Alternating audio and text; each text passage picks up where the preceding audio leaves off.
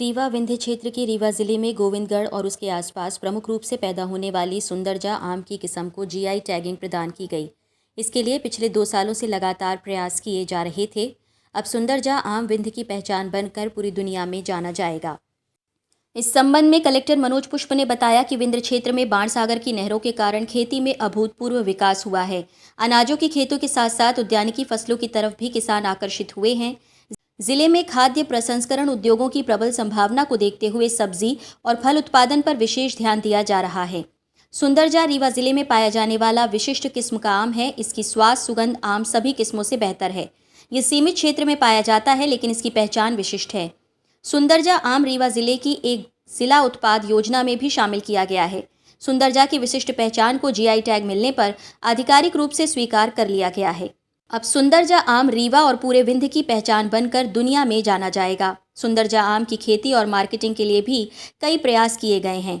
परंपरागत रूप से सुंदरजा की उपज लेने वाले किसान इसकी ऑनलाइन बिक्री भी कर रहे हैं। सुंदरजा आम क्षेत्र के विस्तार के लिए भी लगातार प्रयास किए जा रहे हैं। इसकी बड़े पैमाने पर खेती होने पर ये विंध्य के किसानों के लिए वरदान साबित होगा। बुलेट रिपोर्टर के लिए ब्यूरो रिपोर्ट रीवा। इसके लिए लगातार एफर्ट हो रहा था और जैसा हम लोगों ने पहले भी आपको बताया था कि बहुत जल्द जीआई टैगिंग हो जाएगी। तो परसों जीआई टैगिंग के इन्फॉर्मेशन प्राप्त हो गए हैं। आज उम्मीद है कि सर्टिफिकेट भी हम लोगों को मिल जाएगा। और सुंदरजा आम न केवल रीवा की बल्कि विंध्य की एक पहचान है और इसके जीआई टैगिंग से इसके एक्सपोर्ट की संभावनाएं बढ़ गई हैं। हम लोग जल्द ही इस तरह के एक सम्मेलन भी सेलर बायर मीट के करने वाले हैं, जिससे कि इसकी पैकेजिंग पे और इसके एक्सपोर्ट को गति मिले। और एक बार जब सुंदरजा आम के एक्सपोर्ट को गति मिलेगी तो रीवा की ब्रांडिंग और रीवा की मार्केटेबिलिटी बढ़ेगी। और जो अन्य प्रोड्यूस हैं आम के भी डिफरेंट वैरायटी जो हैं और इसके अलावा अन्य सब्जी और फल के जो किस्म तैयार हो रहे हैं उन सब के भी मार्केटेबिलिटी देश के भीतर और देश के बाहर की संभावनाएं बढ़ जाएगी। इससे जो उत्पादक हैं, जो ऐसे किसान हैं जो इस फील्ड में काम कर रहे हैं, उनकी प्रॉफिटेबिलिटी भी बढ़ेगी और रीवा में प्रोसेसिंग की और सेकेंडरी सेक्टर के बेहतर होने की संभावनाएं बेहतर हो जाएगी।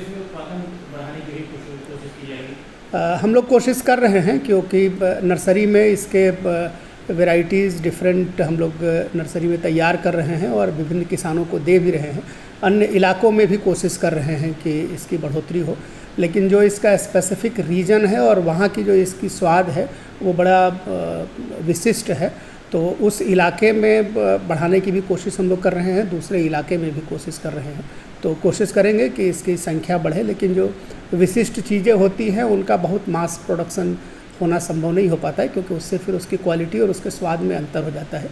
लेकिन इस जीआई टैगिंग के माध्यम से हम लोग रीवा की मार्केटेबिलिटी और रीवा के फूड प्रोसेसिंग इंडस्ट्री को, सब्जियों को, फलों को, आम की डिफरेंट वैरायटी जो है वो उसको हम लोग ज़रूर मार्केट करने के लिए बढ़ाएंगे ताकि जो देश का बाज़ार है उसमें रीवा का शेयर बढ़े।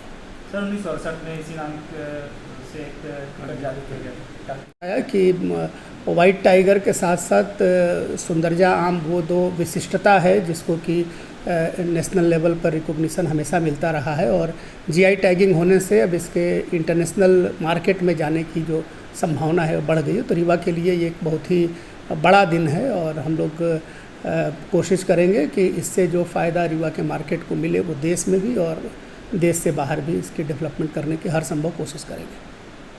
नए वीडियोस एवं ताज़ी खबरें मिलती रहें, इसके लिए हमारे चैनल को लाइक, शेयर और सब्सक्राइब करना ना भूलें।